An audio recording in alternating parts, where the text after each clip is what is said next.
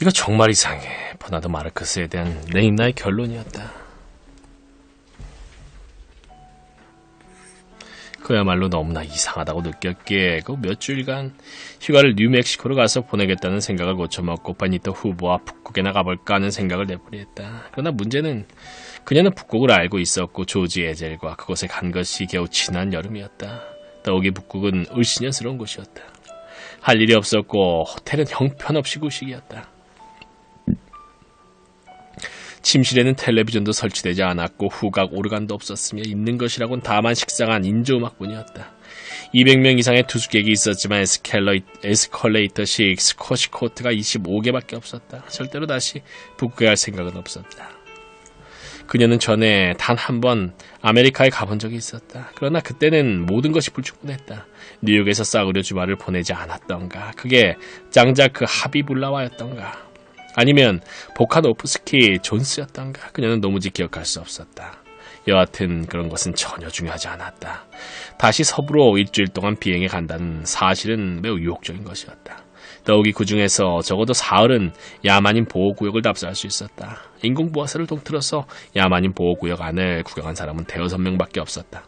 그녀가 알고 있는 한에 있어서 버나드는 알파 플러스의 심리학자로서 입역 허가를 얻을 수 있는 몇 사람 중에 하나였다. 레나니에게는 이번이 절호의 기회였다. 그러나 버나드의 변태성 역시 유별나기 그지없는 것이었기 때문에 그녀는 선뜻 결단을 내릴 수가 없었고 차라리 재미있는 베니토와 다시 북극에나 가볼까 하는 생각을 금할 수 없었다. 적어도 베니토는 정상적이었다. 그러나 버나드는 대용 혈액 속에 알코올이 섞였다는 것으로 모든 기벽의 원인을 해석하는 페니의 설명이었다. 그러나 어느 날 밤 헨리와 함께 잠자리에 들었을 때 레이나가 새로 생긴 애인에 대해 걱정스럽게 이야기를 꺼냈더니 헨리는 버나드를 가엾은 물소에 비유한 것이었다. 물소에겐 기교를 가르칠 수가 없는 법이야. 헨리는 간결하고 힘찬 어조로 설명했다.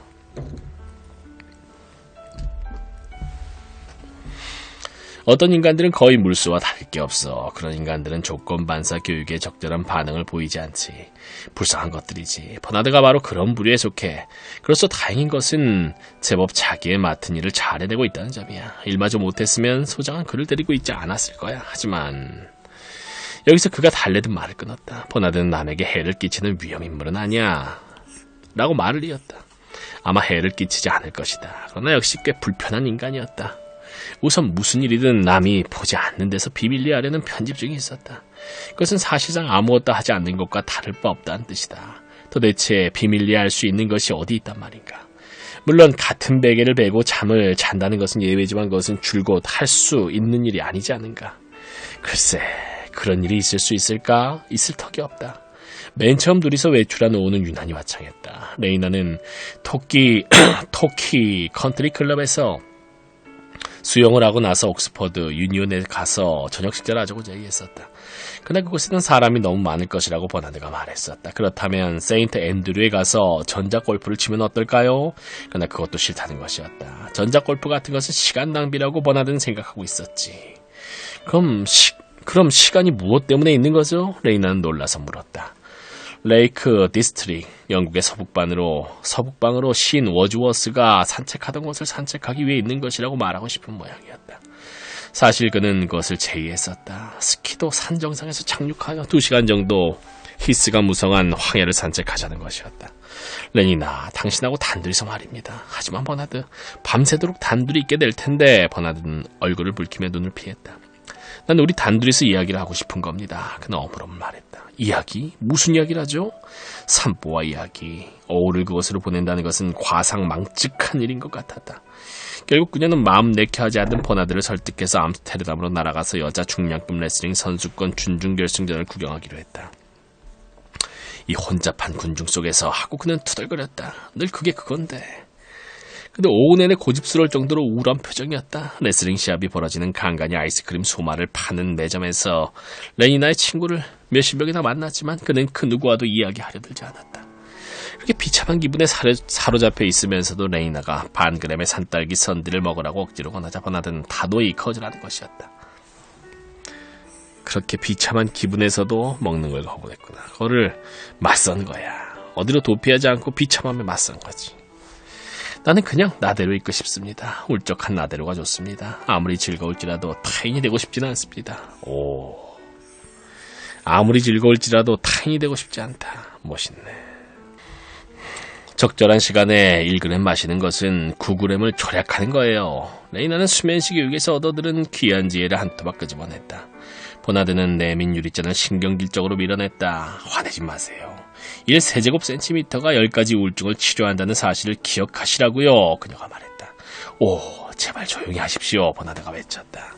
레이나는 어깨를 추슬렸다. 1g은 항상 따분한 기분보다 나은 법이에요. 하고 그녀는 위험있게 결론을 짓고 자신이 그 썬디를 마셨다. 해협을 건너서 돌아오는 길에 버나드는 프로펠러를 정지시키고 스크루만으로 바다 위 100m 상공을 배회하자고 주장했었다. 날씨는 점점 나빠졌다. 남서풍이 일면서 하늘에는 먹구름이 모여들고 있었다. 자 봐요. 그는 명령하듯 말했다. 무서워요. 레이나는 창문으로부터 몸을 움츠리며 말했다. 다가오는 허로운 밤이 무서웠고 아래에서 고개를 치켜드는 검은 파도와 그 파도에 박힌 흰 거품 얼룩이 무서웠고 서둘러 지나가는 구름 사이에서 헬쑥해지고 정신을 잃은 달의 창백한 얼굴이 무서웠다. 우리 라디오를 틀어요. 빨리. 라디오로 도피하려는구나. 그냥 조종석 앞에 있는 다이얼로 손을 뻗더니 아무렇게나 틀었다. 너의 내부에는 푸른 하늘, 16명의 떨리는 목소리가 노래하고 있었다. 날씨는 언제나 다음 순간 딱지 소리가 들리더니 잠잠해졌다. 버나드가 스위치를 꺼버린 것이다. 나는 조용히 바다를 보고 싶습니다. 그런 추악한 잡음이 시끄럽게 울리면 바다를 바라볼 수가 없습니다. 하지만 멋진 음악 아니에요? 그리고 난 바다가 보고 싶지 않아요. 난 바다를 보고 싶습니다. 그것을 보고 있으면 마치 그는 머뭇거리며 자신의 의사를 표현할 어휘를 찾고 있었다. 마치 나 자신 이상이 된 것 같습니다. 무슨 뜻인지 아실지 모르겠습니다만 훨씬 더 나다워진 것 같다는 말입니다.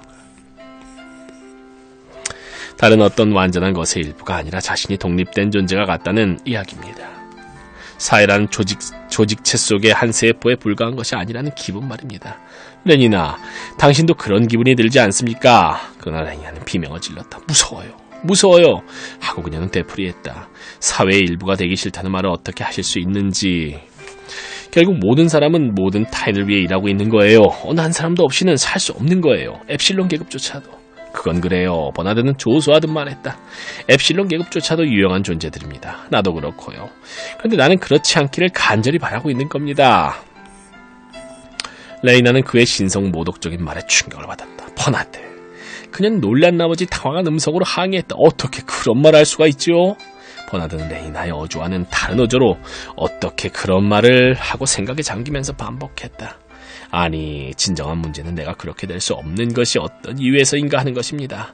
아니, 그보다 내가 그렇게 될 수 없는 이유는 너무나 잘 알고 있기 때문에 내가 혹시 그럴 수 있다면, 즉 내가 자유롭다면, 조건 반사적 교육으로 노예화되지 않았다면 도대체 어떤 것이 되었을까 하는 의문입니다. 도대체 어떤 것이? 버나드, 당신은 지금 가장 끔찍한 이야기를 하고 있는 거예요. 레니나, 당신은 자유로워지고 싶지 않으세요? 무슨 말 하시는지 난 모르겠군요. 전 자유로워요. 자유롭게 가장 멋진 시간을 즐기고 있어요. 오늘날에는 모든 사람이 행복해요. 버나드는 웃었다. 그렇습니다. 오늘날에는 모든 사람이 행복합니다. 우리는 5살 때 그 문장을 아이들에게 가르칩니다. 하지만 레니나, 다른 방법으로 행복해질 수 있는 자유를 원하지 않습니까? 예컨대 당신 자신만의 방법으로 말입니다. 타인들과 같은 방법이 아닌 방법으로 말입니다. 난 무슨 뜻인지 모르겠어요. 그녀는 반복해서 그 말을 하고 나서 그에게로 고개를 돌리며 버나드 돌아가요. 난 이곳이 싫어요. 하고 간곡히 부탁했다. 나와 함께 있는 것이 싫습니까? 알고 계시잖아요. 이 무서운 장소가 싫은 거예요. 난 이곳이 바다와 달밖에 없는 이곳이면 우리가 더 친밀해질 줄 알았습니다. 군중 속이나 심지어 내 방 안에서보다도 말입니다. 내 말을 이해하시겠습니까? 전혀 이해하지 못하겠어요. 그녀는 단호하게 말했다. 자신의 모리에를 원상 그대로 보존하겠다고 결심한 것 같았다. 전혀 티끌만치도 이해할 수 없어요. 하고 그녀는 어조를 바꿔 계속했다. 그렇게 끔찍한 생각이 드는 순간에 왜 당신은 소마를 먹지 않나 모르겠어요. 먹으면 그런 생각을 말끔히 잊어버릴 텐데. 비참한 생각은 가시고 흥겨워질 것 아니에요. 아주 흥겨워질 텐데. 그녀는 반복해서 말하고 나서 눈에는 여전히 금신스러운 표정을 지우지 못하면서도 육감적으로 유혹하려는 듯이 요염하게 미소 지었다. 그는 말없이 그녀를 응시했다. 전혀 반응이 없는 심각한 얼굴로 그녀를 뚫어지게 바라보았다. 레이나는 재빨리 시선을 피했다. 그녀는 불안한 듯한 웃음을 터뜨리며 무언가 화제를 찾으려고 했었다. 그러나 그것은 불가능했다. 침묵은 지속되었다. 마침내 버나드가 입을 열었다. 필요한 듯한 낮은 음성이었다. 좋습니다. 그럼 돌아갑시다. 버나드는 엑셀레이터를 힘껏 밟아 헬리콥터를 하늘로 치솟게 했다. 4,000피트 상공에서 그는 프로펠러를 작동시켰다. 그들은 아무 말 없이 1, 2분간 비행했다.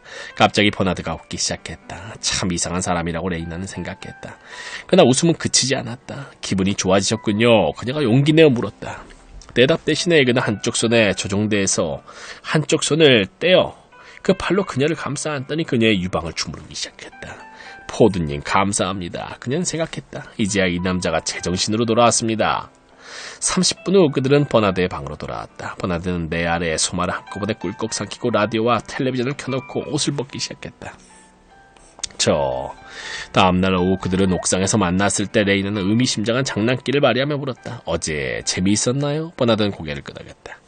그들은 헬리콥터에 올랐다. 약간 동요하는가 싶더니 그들은 이륙하고 있었다. 날더러 무척 탄력이 있다고 모두들 말해요. 레이나는 자신의 다리를 가볍게 두드리며 명상조로 말했다. 무척.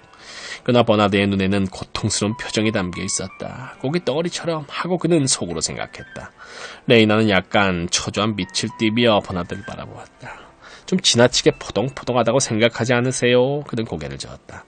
점점 고깃덩어리같이 되어가는구나. 괜찮다고 생각하세요? 모든 면에서.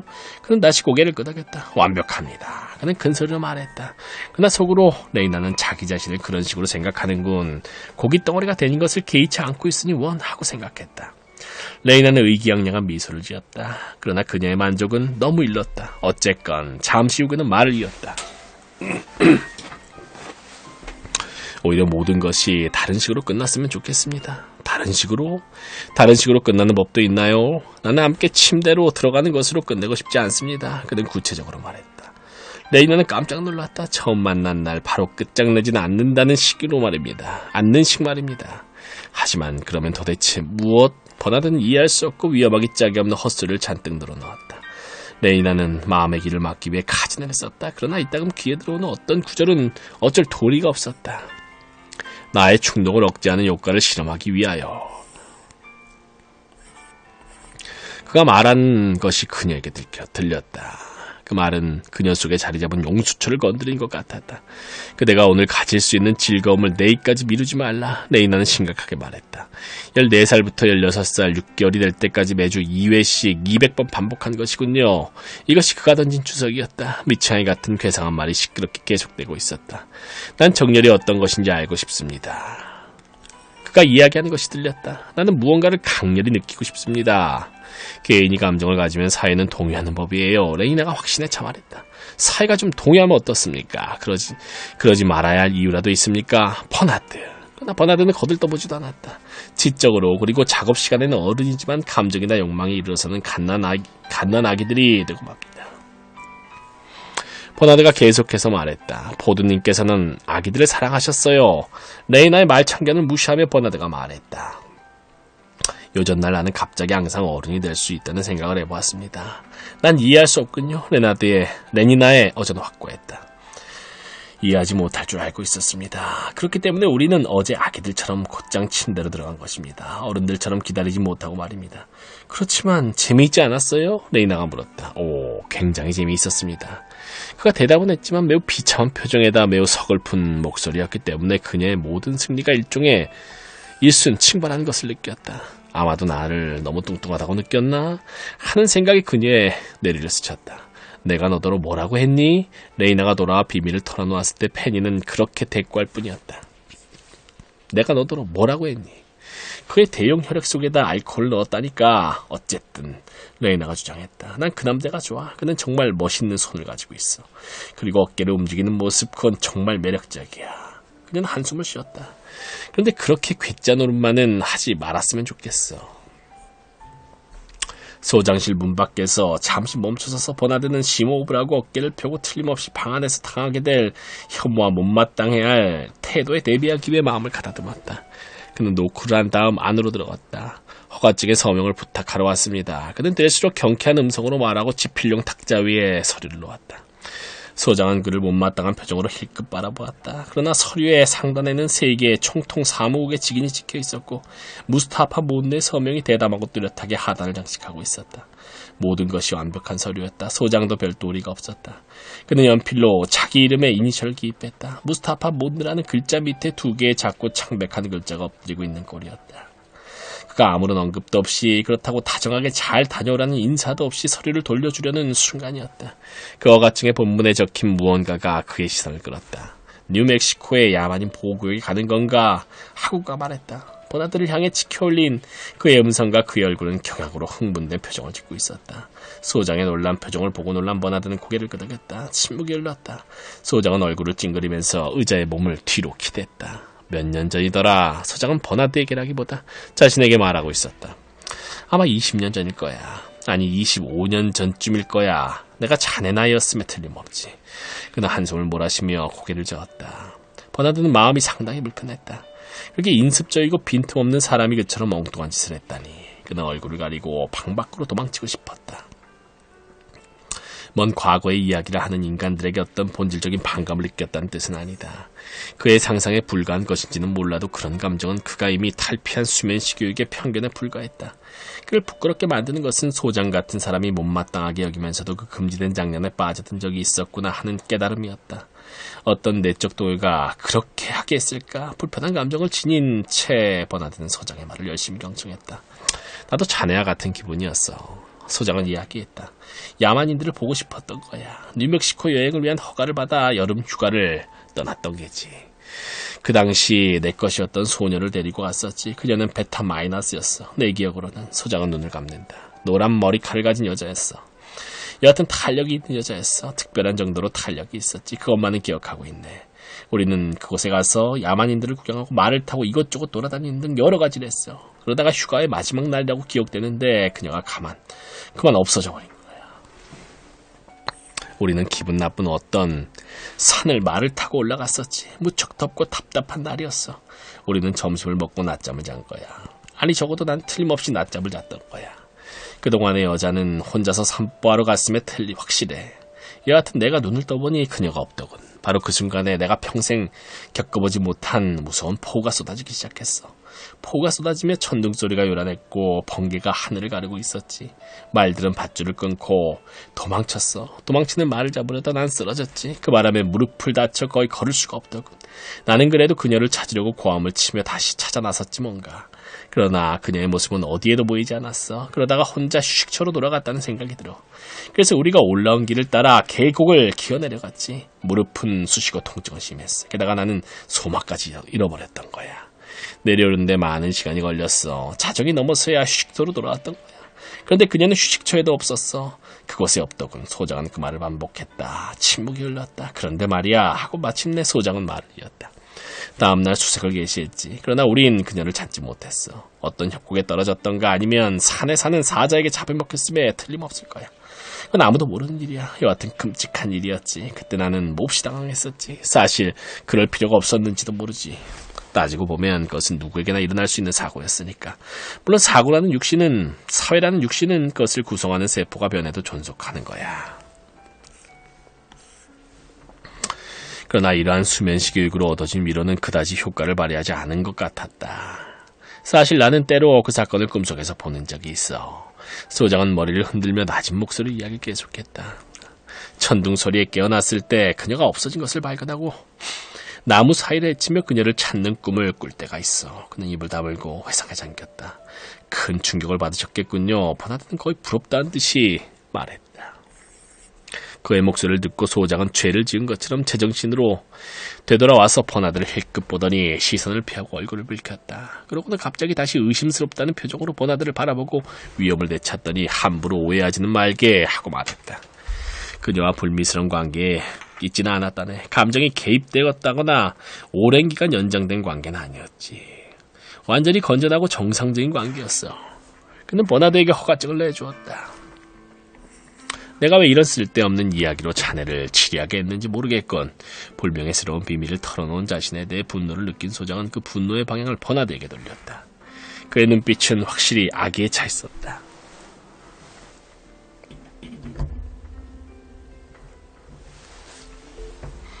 마르크스 군 이 기회에 말할 것이 있네 하고 그는 말을 이었다. 근무 시간 이외의 자네의 행동에 관해 요즘 별로 반갑지 않은 보고를 받고 있어. 이런 일은 내가 간섭한 일이 아니라고 자네는 말하겠지. 그러나 역시 간섭할 일이야. 우리 연구소의 평판을 고려해야 하거든. 우리 직원들은 어떤 혐의를 받아서는 안 돼. 특히 상층 계급 일속도 그렇지. 알파 계급은 감정적인 행위에서만은 어린아이처럼 유치하도록 조건반사 교육을 받고 있는 거야. 따라서 순응하기 위해 특별한 노력을 기울여야 할 이유가 있는 거야. 아무리 싫어도 유치해져야 할 의무가 알파에겐 있는 걸세. 마르크스 군, 그래서 내가 자네에게 경고하는 말세. 소장의 음성은 바야흐로 정의롭고 사적인 것을 초월한 의분으로 떨리기 시작했다. 그 음성은 사회 자체의 비난을 표현하고 있었다. 사회 자체의 비난. 대타자구만. 만약 차후에라도 행동 양식의 표준을 벗어난 일이 있다면 자네는 지부 쪽으로 될 수 있으면 아이슬란드 쪽으로 전임시키지 않을 수 없어. 그럼 나가보게. 이렇게 말하고 난 소장은 의자를 빙글 돌려 다른 곳으로 해야겠다. 그리고 펜을 들어 무언가 쓰기 시작했다. 그 정도 이야기했으니까 알아차리겠지 하고 소장은 속으로 중얼거렸다. 그러나 그것은 오해였다. 사실 버나드는 문을 쾅 하고 닫고는 나는 나홀로 서 있으며 체제에 대항해서 당당히 싸웠다는 생각을 하면서 으스댄 듯한 태도와 희열에 찬 거동으로 그 방을 떠났기 때문이다. 자기 개인의 의의와 중요성을 짜릿하게 의식한 나머지 의기양양한 기분이 되어 있었던 것이다.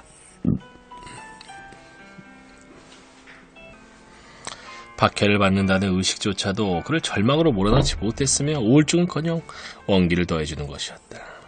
어떠한 재앙에 맞부딪혀도 극복할 수 있을 정도로 강한 힘이 용솟음치는 것을 느꼈다. 아이슬란드도 얼마든지 참아낼 수 있을 것 같았다. 사실 당장은 아무 일도 일어나지 않을 것이라고 믿었기 때문에 이러한 확신은 더 굳건한 믿음으로 변했다. 그런 정도의 일로 전임된 사람은 이제껏 없었다. 아이슬란드를 들먹이는 것은 협박에 불과했다. 매우 자극적인 효과 있는 협박인 것은 사실이다. 복도를 걸으면서 버나드는 휘파람까지 불었다. 그날 오후에 가졌던 소장과의 면담에 대해 이야기한 내용은 영웅적이었다. 그래서 말이야 하고 결론을 내렸다. 난 그 녀석들로 끝없는 과거로 돌아가라고 말하고 그 방을 나와버렸던 거야. 그것이 끝이었어. 그는 공감과 격려와 찬사 등 당연한 보상을 기대하면서 가슴이 부풀어 헬름홀트를 바라보았다. 그러나 아무 응답이 없었다. 헬름홀트는 바닥을 응시하면서 잠자코 있었다. 그는 버나드를 좋아했다. 그는 자신이 중요하게 느끼고 있는 주제에 대해서 이야기를 나눌 수 있는 유일한 친구가 버나드라는 이유로 버나드에게 감사한 마음을 품고 있었다. 그러나 버나드에게는 그가 싫어하는 점이 있었다. 예컨대 뽐내려는 태도가 그런 것에 속했다. 게다가 그것과 교대로 나타나는 비참한 자기연민이었다. 또한 일이 끝나고 난 다음에야 대담해지는 슬픈 습성과 사건의 현장을 벗어난 곳에 와서 비범한 침착성을 발휘하는 습성이 싫었다. 그는 버나드를 좋아했기 때문에 이러한 습성이 싫었다. 몇 초가 지났다. 그러나 헬름홀츠는 계속 바닥만 응시했다. 그러나 버나드는 갑자기 얼굴을 붉히며 고개를 돌렸다.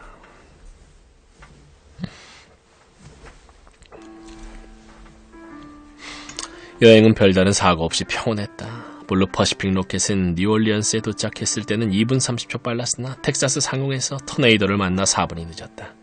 그러나 서경 95도부터 순조로운 기류를 만났기 때문에 산타페에 착륙했을 때 예정보다 40초밖에 늦지 않았다. 6시간 반의 여행에서 40초 연착은 아무것도 아니에요. 하고 레이나가 말했다. 그들은 그날 밤 산타페에서 잤다. 호텔은 특급이었다.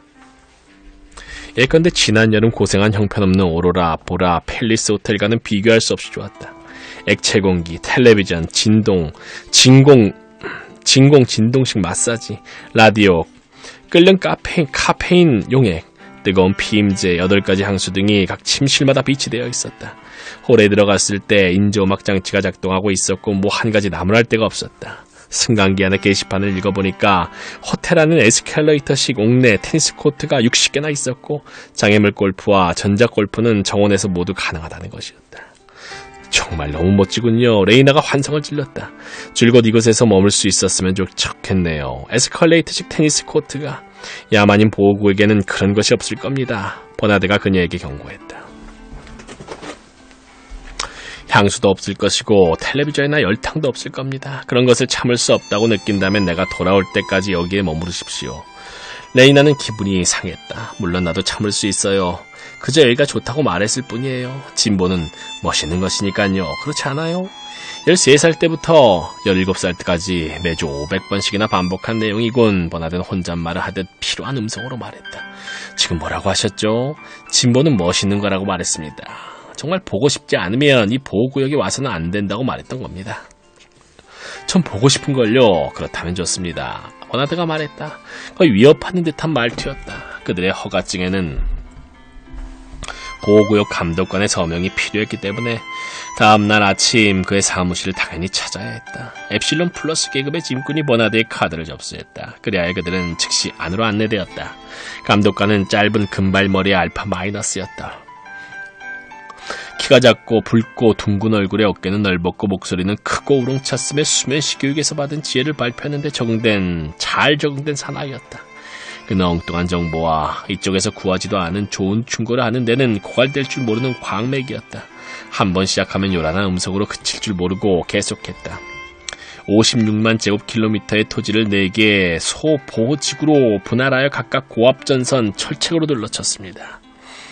바로 이때 별다른 이유 없이 버나드는 돌연 자신의 목욕탕에 5대 코롱의 마개를 그냥 뽑아둔 채로 와버린 것이 머리에 떠올랐다. 그랜드 캐니언 수력발전소에서 전기를 공급받습니다. 돌아갈 때까지 한재산 톡톡히 손해보겠구나. 버나드는 상상의 눈으로 향수계기의 바늘이 개미처럼 지칠 줄 모르고 빙빙 돌아가는 것을 보고 있었다. 헬름홀츠 왓슨에게 빨리 전화해야겠다. 철책에서 5,000km 이상이 6만 볼트? 정말 그래요? 감독관의 말이 무슨 뜻인지 알 수 없었지만 레이나는 그의 말이 극적으로 끝나는 순간을 포착해서 정중하게 말했다. 감독관이 다시 떠들기 시작하자 레이나는 살짝 반그램의 소마를 삼켰다. 그 결과 그녀는 듣지도 않고 아무 생각도 하지 않는 상태로 편안히 앉아 감독관의 얼굴에 시선을 고정시킨 채 골똘히 경청하는 인상을 줄 수 있었다.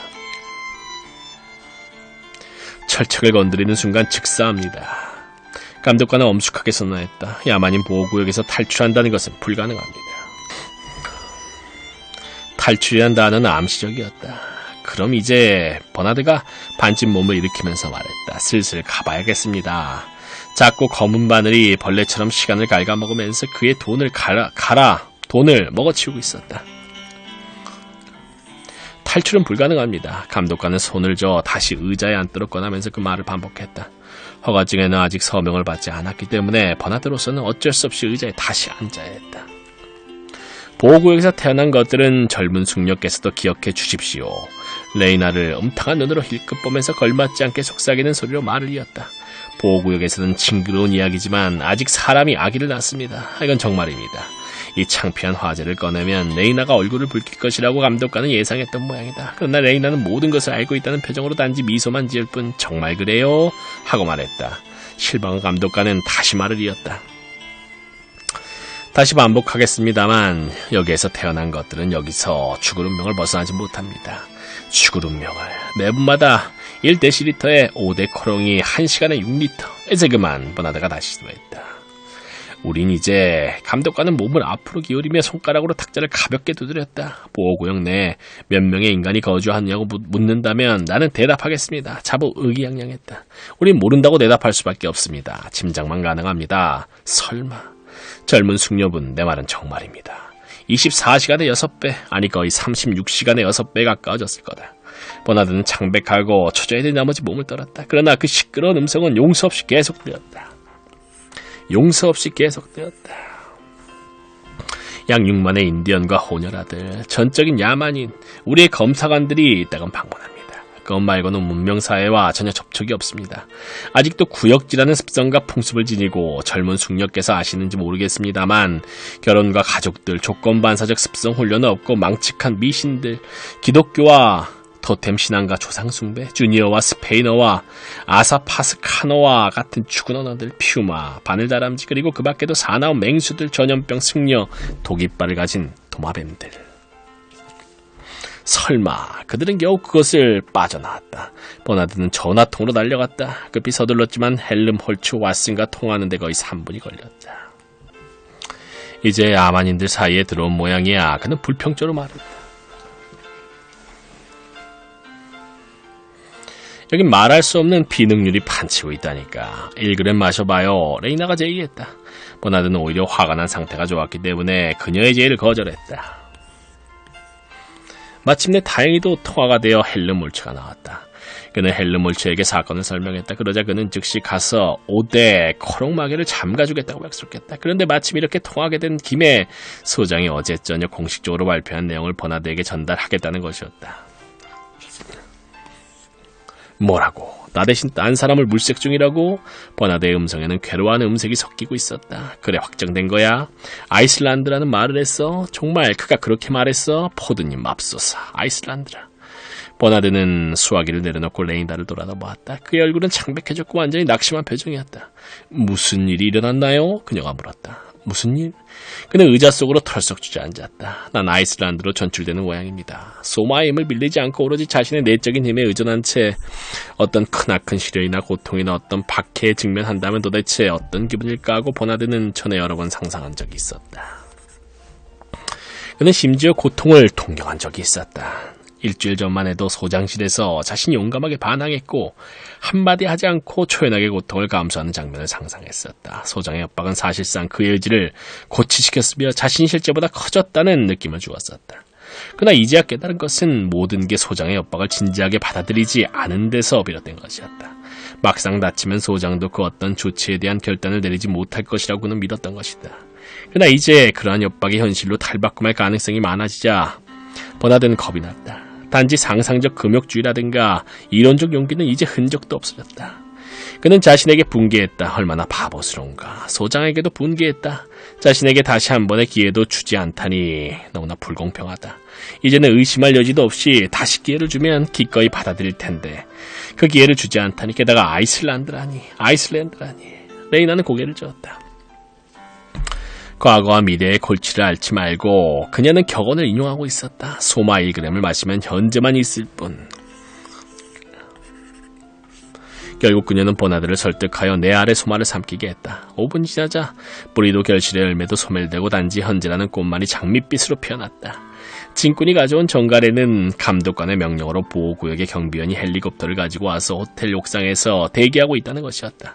그들은 즉시 올라갔다. 감마기금용 초록색 제복을 입은 호녀라가 경례를 붙이더니 그날 오전에 계획표를 암송하기 시작했다. 10개 내지 12개의 토인 부락을 하늘에서 조감하고 그 다음에 멜파이스 계곡에 착륙하여 점심 식사를 한다. 그곳의 휴게소는 쾌적하다. 또한 토인 부락에서는 야만인들이 어쩌면 여름 축제를 벌이고 있을 것이다. 하룻밤을 지내기엔 가장 적절한 장소라는 것이었다. 두 사람이 기내에 자리를 잡자 이내 출발했다. 10부도 그들은 문명과 야반을 구분하는 경계선을 건너고 있었다. 산을 오르내리며 아명과 모래사막을 횡단하고 숲을 통과하여 자줏빛으로 보이는 깊은 협곡으로 들어가고 험준한 바위산과 봉우리와 평평한 산정을 넘어 한결같은 일직선을 고수하며 승리한 인간의 의도를 상징하는 기하학적 모형처럼 끝없이 뻗은 철책을 지나갔다. 그 철책 밑에는 여기저기 모자이크 모양의 하얀 뼈조각과 아직 썩지 않은 시체가 황갈색의 지면 위에 어두운 연상으로 널려 있었고 사슴과 숫송아지와 퓨마와 바늘다람쥐와 코요테와 바람에 실려오는 썩은 고기 냄새에 이끌려 왔다가 시적인 응방보처럼 감전사하고만 탐욕스러운 독수리들이 파괴적인 전선에 너무 가까이 접근했다간 다음 순간 어떻게 돼버리는가를 여실히 보여주고 있었다. 저놈들은 깨달을 줄을 모릅니다. 아래 지면의 해골을 지적하면서 초록색 제복을 입은 조종사가 말했다. 앞으로도 영원히 깨닫지 못할 겁니다. 조종사는 말을 이으면서 마치 자신이 감전사한 동물에게 승리한 것처럼 웃었다. 버나드도 웃었다. 이그램의 소마를 삼키고 난 지금 그 농담은 어쩐지 재밌게 느껴졌다. 웃었다고 생각한 다음 순간 그는 즉시 잠수 속에 골아떨어졌다. 잠이 든 동안 그들은 타오스와 테스크를 지나고 남배와 피쿠리스와 포조아크를 지나 시아와 코치트를 지나 라구아와 아코마, 뉴멕시코주의 푸에블로 쪽 토인, 아코마와 마법의 메사를 지나 주니와 시볼라와 오조, 칼리엔테를 지났다. 가잠에서 깨어났을 때 헬리콥터는 땅에 착륙했고 레이나는 가방을 네모난 작은 집으로 옮기고 있었으며 초록색의 호녀라는 한 젊은 토인과 알아들을 수 없는 말로 이야기하고 있었다. 멜파이스입니다. 버나드가 기체에서 밖으로 나오자 조종사가 설명했다. 이것이 휴게소입니다. 오늘 오후엔 토인브락에서 춤이 벌어진답니다. 저 사나이가 안내할 겁니다. 그는 시무룩한 표정의 젊은 야만인을 가리켰다. 재미있을 겁니다. 그는 밝게 웃었다. 놈들이 아는 것은 모두가 재미있으니까요. 그 말을 하고 그는 비행기를 타고 엔진에 시동을 걸었다. 내일 다시 오겠습니다. 그는 레니나에게 재차 다짐했다. 놈들은 아주 순하니까 염려 마십시오. 야만인들이 당신들을 해치는 일은 절대로 없을 겁니다. 그들은 가스탄으로 단단히 혼이 난 경험이 있으니까 나쁜 짓을 해서는 안 된다는 것을 알고 있습니다. 여전히 웃으면서 그는 헬리콥터에 스크루에 기어를 넣고 엑셀레이터를 밟았다. 그리고는 떠나버렸다.